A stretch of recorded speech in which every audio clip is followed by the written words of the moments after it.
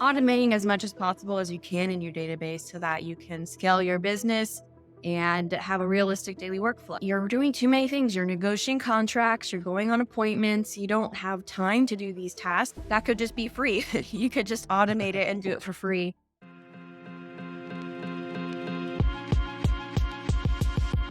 Welcome to the Active Pending Sold podcast, the ultimate resource for real estate agents aspiring to elevate their game and multiply their closings. Whether you're a newcomer or a seasoned pro, this is the platform for mastering today's competitive real estate market. Your hosts, Mike Smuts and William Rojas, are here to provide you with unparalleled insights. With years of experience and a passion for excellence, they'll bring you expert interviews and actionable strategies each week. From lead generation to negotiation skills, they've got you covered. So, if you're ready to take your real estate career from active to pending to sold, you won't want to miss a single episode. Now, let's dive in. All right, guys, welcome to the Active Pending Soul podcast. Today, I'm here with my co-host, Mike Smuts, and we are with a very special guest named Elena Kee. She has a company called Key Technology Solutions, and she focuses on helping you with automation, specifically in your follow-up boss system. And so one of the most important things in our business is following up with people. And I'm going to have her go ahead and describe to us right now what she does, and that way you can get perspective to see if it's something you could most ultimately use in your business. Go ahead and take it away, Elena. Go ahead and introduce yourself. Yeah, and thank you both for having me on the call today. I'm really excited to be a part of this. Yeah, so as William mentioned, I'm the owner of a company called Key Technology Solutions, and we specialize in automations, workflows, best practices, automating as much as possible as you can in your database so that you can scale your business and have a realistic daily workflow. So that includes drip campaigns, automations, all the content provided along with training involved. So you know exactly what to do each day when you log in. Yeah, I personally used Elena's company, which is how my follow-up and drip campaigns were all set up, which is how Elena and I met. So we wanted to bring her on today to talk a little bit about what the importance is, because we spend all this time essentially getting leads and making contacts, and it's super important that we stay in front of them. And a lot of people always claim they don't have time. It's too hard. What do I do? Elena's service kind of fixes a lot of that in multiple ways. So what I really like is the automation part of it. Can you speak a little bit about that, Elena? Yeah. I'm going to back up a little bit. A common phrase that agents use when there's all these mastermind groups on Facebook, and agents all the time, all day, every day are asking, what's the best CRM to use? What's the best CRM to use? And a lot of people say the best CRM is the one that you actually use. And that is 100% true. So although I do specialize in follow boss, I do say, like, if you're going to start somewhere, start with a CRM here. It's kind of shocking how many agents don't use a CRM, or they have one and it's just sitting there as a paid for address book. I personally decided to start using Follow Boss back in 2016. And I tried others. I maybe tried 9 or 10 other CRMs, and I came in with an open mind trying to determine which one's the best. And I determined that, sure, although the best CRM you use is the one, or the best CRM out there is the one that you use, in my opinion, that plus Follow Up Boss. I'm not going to name names, but there are some CRMs that are very closed off ecosystems. And if you want to have the best of the best integrations, there's so many softwares being developed every day, especially with artificial intelligence, and they're even just closed off to other lead providers. So if you're an agent, you don't want to be locked down to one specific technology. You want to try other lead providers and partnerships and networking. A lot of times those ecosystems are closed off. So that's kind of a backstory of why I decided to use Follow Boss and why it's my main focus, is because I think it's the best in class CRM out there. It's a fully open API CRM, and they've been really intentional about how they've designed their CRM. But Mike, to go back to your original question of automation, as agents, I'm sure you can attest to this, Mike, you can get caught up in the day-to-day daily tasks and a lot of manual work. And a lot of times agents are scared to use automation. They're scared that the wrong thing's going to send. They're scared that it's not going to sound like them. They're scared someone's going to get upset because you said the wrong thing at the wrong time. But one thing to consider is what's going to be riskier. Is it going to be riskier to keep doing what you're doing and do the manual work of either creating those campaigns yourself, which is not going to happen, Mhm. or rely on yourself to task yourself to send an email, to send a text every day? And you're doing too many things. You're negotiating contracts, you're going on appointments, you don't have time to do these tasks. And maybe you hire a virtual assistant to do those tasks. But even then, that could just be free. You could just automate it and do it for free. So it's kind of balancing is it riskier to keep doing things manually on your own, or should you lean into this day and age of not only automation, but now AI is a big topic today of allowing technology to allow you to scale your business. You may get a couple of people upset because you're emailing them too much, but I'd rather email too much than not enough and lose a deal. And a year later, call them and find out they went with someone else. Yeah. Yeah. I remember before I went into automation, and Will and I talk about this all the time.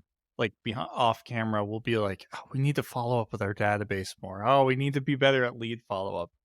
That is the tall tale story of every single agent. I'm not going to deny it. This show's all about just saying it how it is.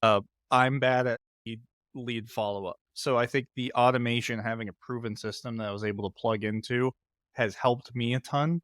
Although I will admit I still need to get better at it. But I do think it's ultimately the most important thing in our business. So the automations are phenomenal as they are.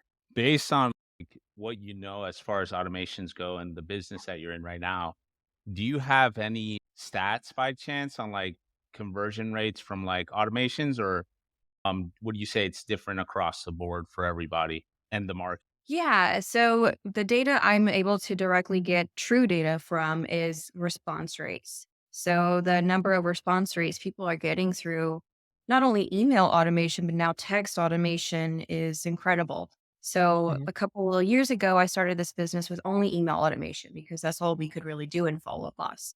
And that email automation, let's say in the very beginning with brand new leads, you're generating a buyer lead, that was averaging about a 50% response rate.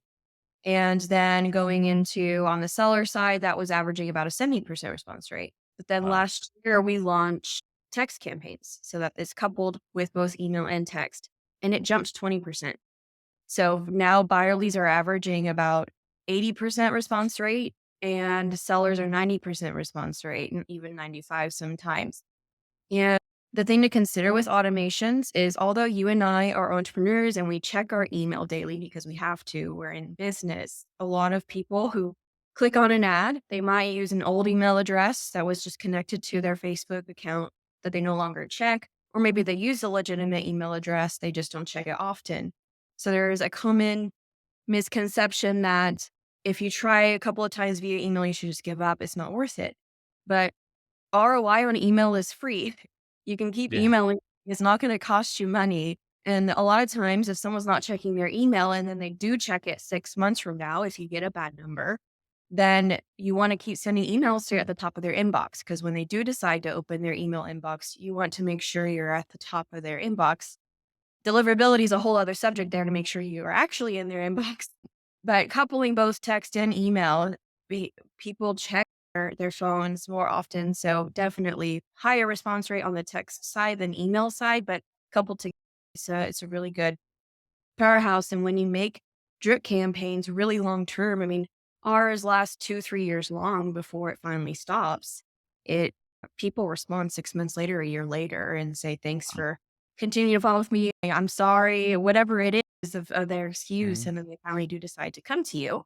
And because other agents have decided that lead is dead, but you kept persisting with the automation, you won that lead in the follow up. Yeah. Well, I love it That's because this all happens in the background. I think that's the power. I know you've literally said exactly this, but I just want to repeat it. It happens in the background, and that's the power of it. You don't have to remember to shoot text, emails. You might be thinking, "Oh, why would I waste my time with a lead that's not responding?" But you don't have to waste your time. You're leveraging technology so it continues happening. And I've had exactly that happen where I've gotten calls out of the blue. Like I actually had one, let's say Thursday, Monday. So it was like 3 days ago. I got a call and I'm thinking to myself, who is this person? it was just a lead that I put in my database a year ago that was getting my drips that just eventually called me, and they knew me by name, and they acted like they knew me, and I'm like, I didn't wanna tell them I had no idea who they were. Yeah, there they were. It definitely works. I was thinking about like I saw a stat the other day. I mean, I've heard this in different scenarios, but it was 80% of sales requires 5 follow-ups after the initial contact, and 45% of salespeople give up after one call.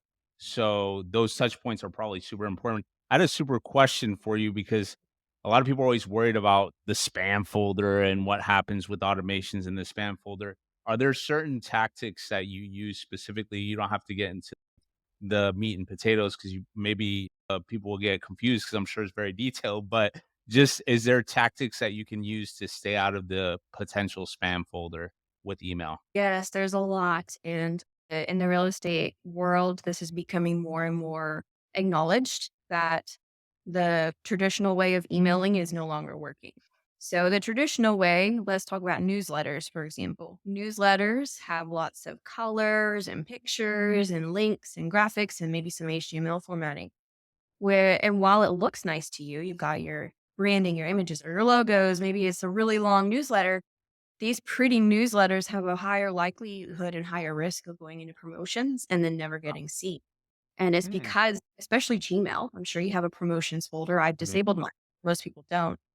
A Gmail automatically filters and detects, oh, this is a business ad. I'm going to move this to promotions. So that's one thing is maybe your emails aren't going to spam, but they're at least going to promotions. So you can consider that equivalent to spam. Another thing spam that light. It's spam light. spam, like, yeah, Literally what it is. yeah, it's getting automatically detected as a business ad. And another thing to consider is how many links you're using. So email providers automatically filter you at least to promotions, if not spam, according to how many links you have. So last I saw, you want to use a maximum of 3 links, and that includes the Um, links in your email signature. So if you have a link to your website plus social links, if you have all of your social links on there, if you have 5, that's Wow. 6 links in the signature, not including the links you put in your email. Mm, And then something as simple as like spam trigger words. The list is unfortunately constantly growing, but like hot spam words are like cash, offer, no obligation, hassle free, I heard kind of, click yeah, is click. clickbait. no Yeah. Yeah. obligations one, I didn't even know that. I use that all Yeah. the time. Yeah. So it's been really tricky to navigate the cash offer one because I know some agents generate cash offer leads. That was a recent one that we struggled with because agents do generate cash offer leads, whether they do it themselves or they pay a company like ZBuyer or they pay a company like Fellow or some other sort of cash offer lead source. You want to say, I received your information about your desire to do a cash offer. Now you can't say that. And so you have to get creative of saying a different way, a cash offer without saying those words. I have a resource. I'm not sure if there's a way for me to share this after this call. It's a very long list and it's quite tedious, but it's an entire list of spam trigger words. And I'll also share a tool that you can use. You can plug in your email and it'll score your email of like 0% to 100% deliverability rate, and it will highlight what words to remove because they're spam trigger words. Yeah, I Wow, that's could put crazy. that in the show notes if you share the link to that. I could put it in the show notes by your contact information and website link. Okay, very good. So if you want Yeah. that, head to the show notes. Make sure you leave a rating while you're down there. Yeah. Mhm. One other thing to consider with deliverability is not even just with the content you're sending, but the email you're sending it from. I would say gone are the days that you want to use a free email account. And a lot of agents have AOL.com, gmail.com, yahoo.com, whatever it is. And specifically, AOL and Yahoo block you from even sending emails through a CRM now. And so I was just Oh. coming across this issue with a client a couple months ago. He thought there was something wrong with the email, that people were blocking him because in follow up also said blocked. But we realized no, it's Yahoo. Yahoo doesn't let you send marketing emails through a CRM or through a newsletter service. So it's one thing is if you have Yahoo, if you have AOL, drop them. Don't use Yahoo, you Yahoo. But if you even use Gmail, which I personally use Gmail, you don't want to use a free Gmail account because free Gmail accounts don't know that you're a legitimate business. And there's a lot of scammers out there that are creating new Gmail accounts daily to spam people via email. And so Gmail kind of rates you on a scale of risky versus not risky since they don't know you're a legitimate business when you're using Gmail.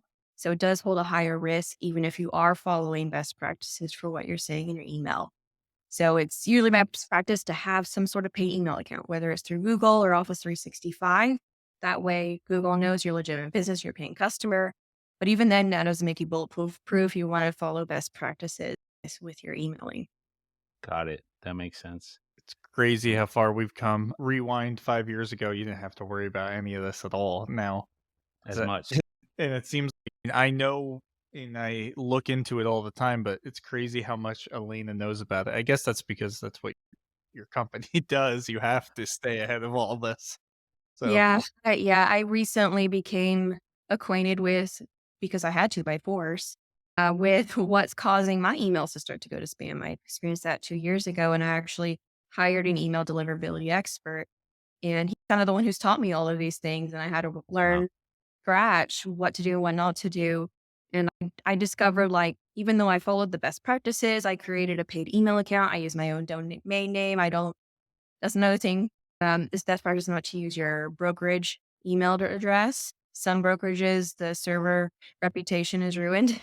So it's best if you use your own domain name. So I don't use, if I were an agent, I'm not going to name names, but I'm not going to use a brokerage email account. I use keytechnology.com. But another thing to consider, which goes way over my head at this point, I leave it to him, is the setup of your email servers. So I don't know what these acronyms mean, but there's something called DKIM, DMARC, and I get a weekly report of how those servers are looking. And if I ever drop below 99%, I send it over to him. And sometimes he's having to make updates monthly because of all of these updates different email servers are making, not just personal email server, but the email servers you're trying to email the client's email Yeah. servers. That's crazy. So they're cracking down on emails, what you're saying, basically. Emails and texts. Yes, that's a whole I was other about to say that next. the The new thing whatever on 10 text. DLC, whatever. Yeah. Yeah. Forget the whole acronym. I just know Is it that a ends new in thing with text message right now? Like, as far as that affecting automations as well as the 10, what is it called, Mike? Like some something long, 10 DLC. Yeah. nobody knows what it stands for, but yeah, that thing. Is that affecting a lot or? And if you're not approved, yes, because then you can't Got it. text. But Right. a lot of people use Twilio for their texting, but even if you don't, you still have to do this registration now. And Twilio is called a Twilio registration, where you get your business approved to be able to text as a business. And this is something that was updated not only in Follow Boss, but any other CRM. I Everywhere. logged in Yep. by level, and it was that way for them. So it's not just a Follow Boss thing, it's in any CRM thing or any texting thing. And so some things you have to now be compliant on is you now have to have opt-in verbiage on your website that says, by filling out this form, you agree to be contacted by ABC Realty via call, text, email. If you'd rather not be contacted, just reply stop. So it has clear opt-in and opt-out messaging. And if you don't have that and you submit a profile to get approved to be able to text, they're going to look at your website. They have some very not so nice people looking and making sure you actually have that. I got an email this morning from one of our clients who did have the opt-in message, but it wasn't worded exactly how they wanted it. So it got declined. And even then, if you get it approved, if you're not having clear opt-out verbiage in the first text you send now, where you say, if you'd rather not be texted, just reply stop. They're looking for the word stop, then your text is going to get blocked as well. And then, so you have to be compliant on both sides. Mm-hmm. There's no loopholes anymore at this point. You have to get clear in consent and then give clear instructions of how to opt out. So text is now becoming just as restrictive as email now. Yeah. So there's probably lots of people hearing this, and I'm hearing it, and I'm going like, oh my God, is it even worth it anymore? Let's speak about the benefits of automation and dealing with all this. Most of it, I go, Elena, deal with this, make this all compliant, put this in place. But let's speak about the benefits of if you're willing to either pay someone to deal with this for you or deal with it yourself. What do we get out of it? Why is it still worth it even after all of these headaches they've implemented? Yeah, the headaches I would say is like a 3-week headache.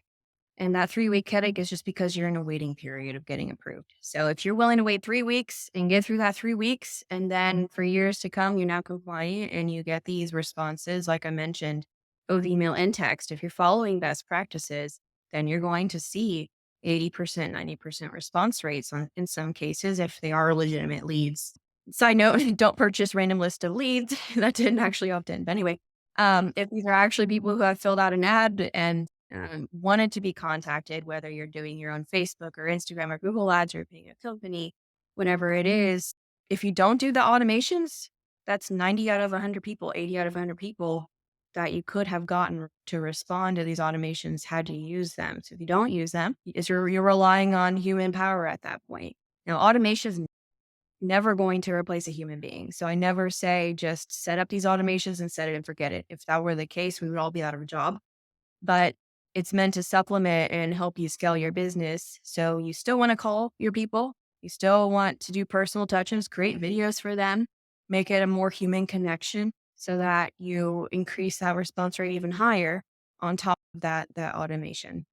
And so, yeah, a specific benefit, a client of mine last week, he had a very old stale database of leads he had generated over a year ago. And he decided, okay, I have like clear opt-in language. They know that they were going to expect from me. So let's go ahead and apply. This is just email.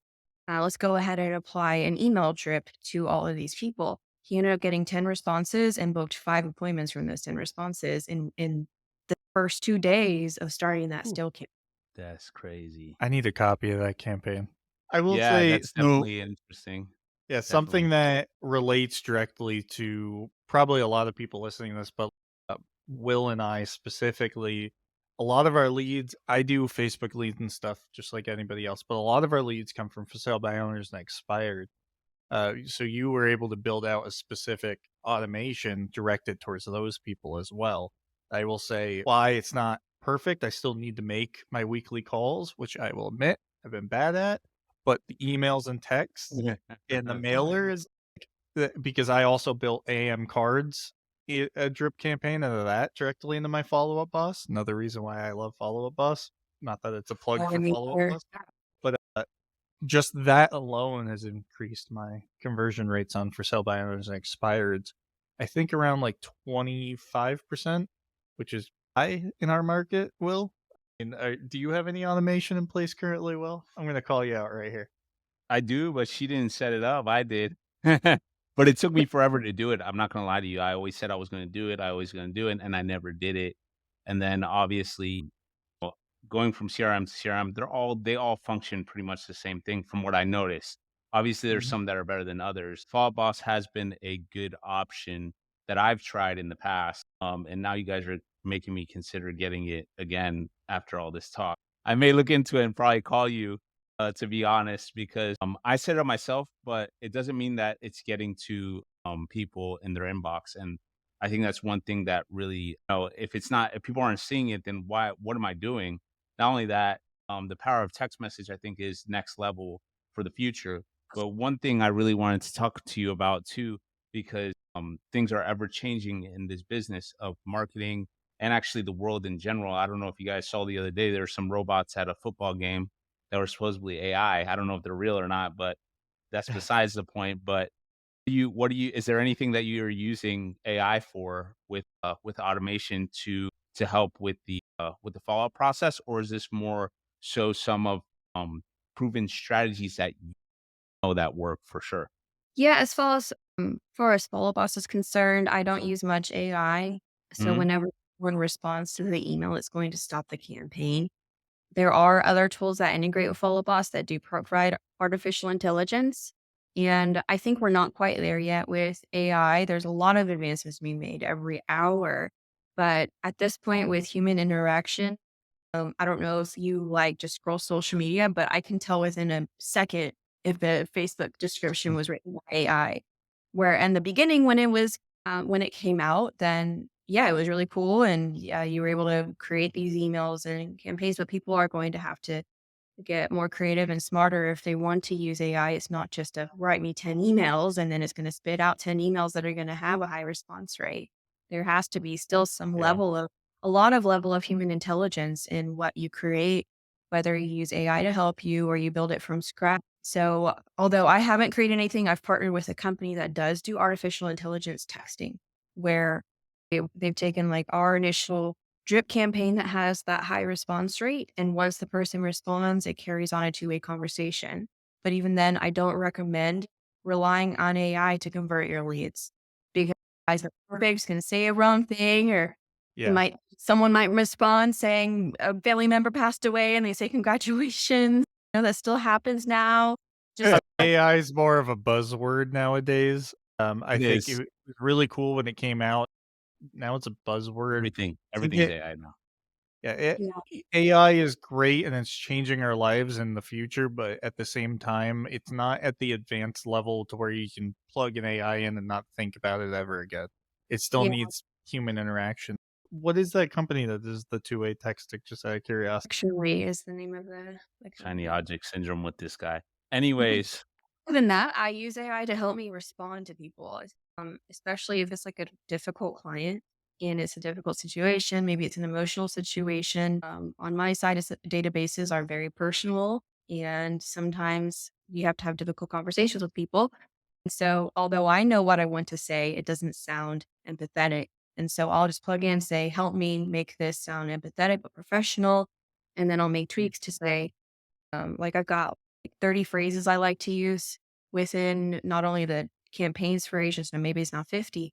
I'm like, use one or two of these phrases in there to help it sound more like me. And so it'll help me respond to those difficult conversations with clients. And I'm sure real estate mhm, agents have the same, same problems they're facing each day, difficult clients, difficult conversations about buying or selling houses. yeah, that makes sense. Would you say every single question you ask at the end of an email or text, would you say everything at the end of an email or text is a question? That's what I meant to ask.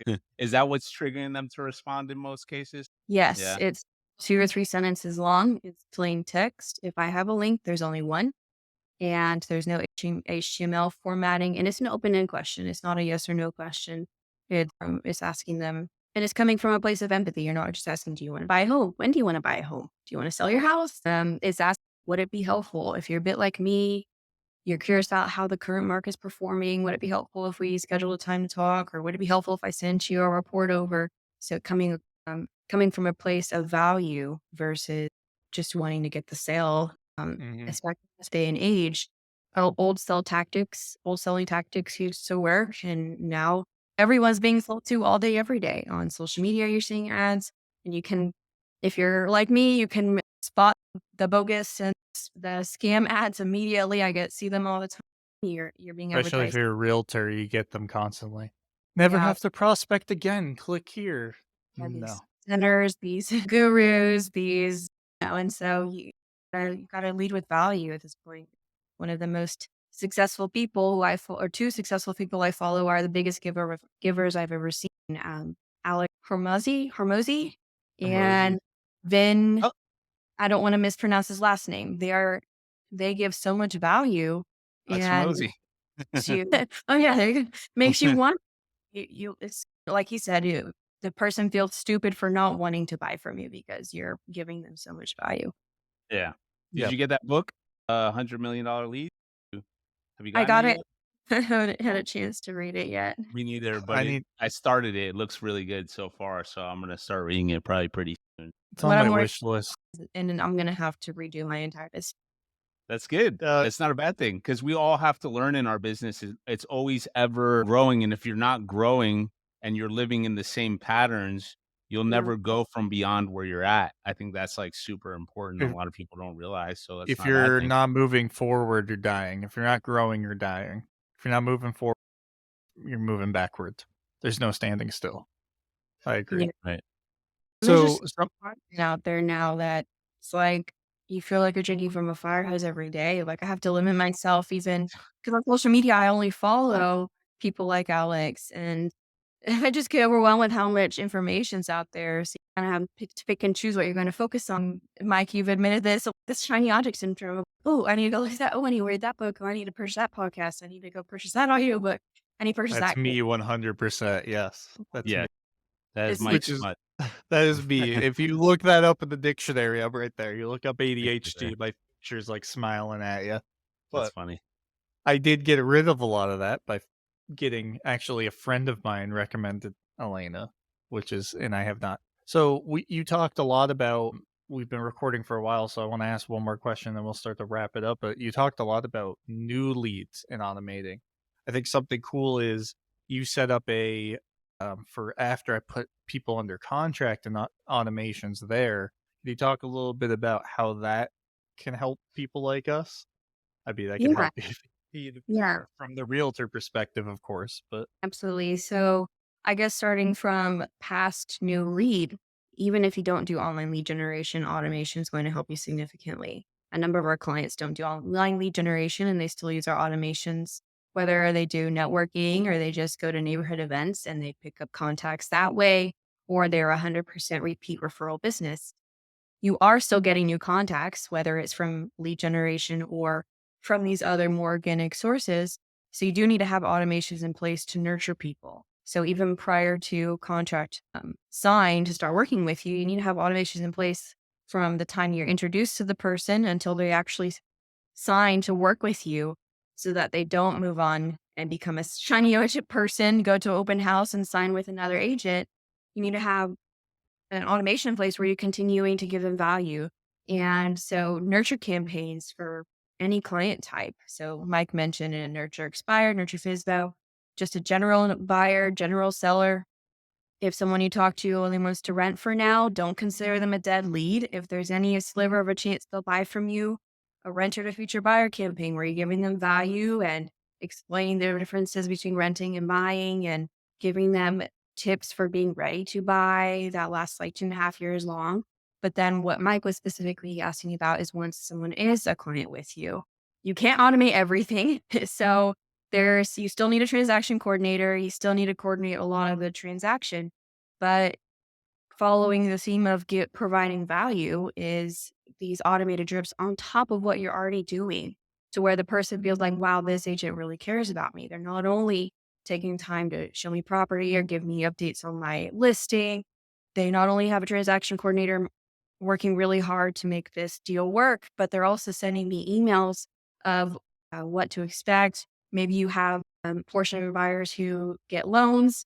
So giving them a heads up of what not to do now that you are approved for a loan, giving them a heads up of what to expect from an inspection, how is an appraisal determined, a moving checklist, recommended vendors for moving, just shower them with value so that they see you truly care because a client can leave you at any point, really. So you want to continue providing value and don't think just because you're showing them property or you have their house listed that you've got them and you're going to get the commission. You need to keep leading with value. So yeah, automations based on stage change, like now they're a buyer and showing property to, sending them a drip campaign, uh, tips for staying motivated and sane. Maybe a few weeks later, they still haven't found a house they like. So maybe evaluating wants versus needs and giving them helpful tips without trying to say, you need to evaluate your criteria, change your criteria, coming across these value adds. yeah. I wanted to bring that up because something we talk about a lot is providing so much value that the customer at the end of the transaction wants to recommend you to their friends. They want to talk about it. They become raving fans, if you will. They will. That's something we talk about, and I always I personally, just like with Will was talking about setting up his own automations, and I was in exactly those shoes. I kept trying to set up my own automations. I'll get to it. I played around with so many things. I got shiny object syndrome. I got distracted. Something I always say I want to do is I want to provide value in this way. In those emails, I never get a chance to write them. As much as I get busy. I have 5 transactions going at once. I can't make that happen. So it's nice having that happening in the background to those value adds. Kind of makes them feel better. It makes them feel like you're really only focusing on them, but in reality, you're not even sending those emails. Yeah, Oh. and even if you're hiring like an in-house copywriter or maybe someone on Fiverr writing the emails, it's worth it to take time to read through those emails and maybe even create videos from those emails. So those emails are plain text, Mm. or video, and make it even more personal to where you have a script in front of you. You have what the email says. The educational now just turn it into a video, whether you post it on YouTube or you post it through something like or Bomb or Loom. People they see your face, and then it it improves that whole client experience. Yeah, I love it. Any ending questions that are on your mind, Will, before we start wrapping it up? No, I think it's great value. I learned a lot today, and I'll probably be giving you a call soon. I'm definitely Honestly. gonna rewatch this because there was a lot of, I feel like, things that slid by there, a lot of good value that kind of went over my head that I might not have even caught because I was frantically like trying to scribble notes as you were talking. So but I'm glad this is on recording. If people wanted to learn more about what you do, what's the best way to reach out to you, Elena?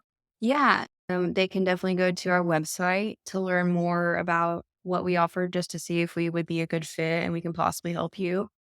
On that page, there's an option to book a call with one of our team members and you can chat and see if we could possibly help.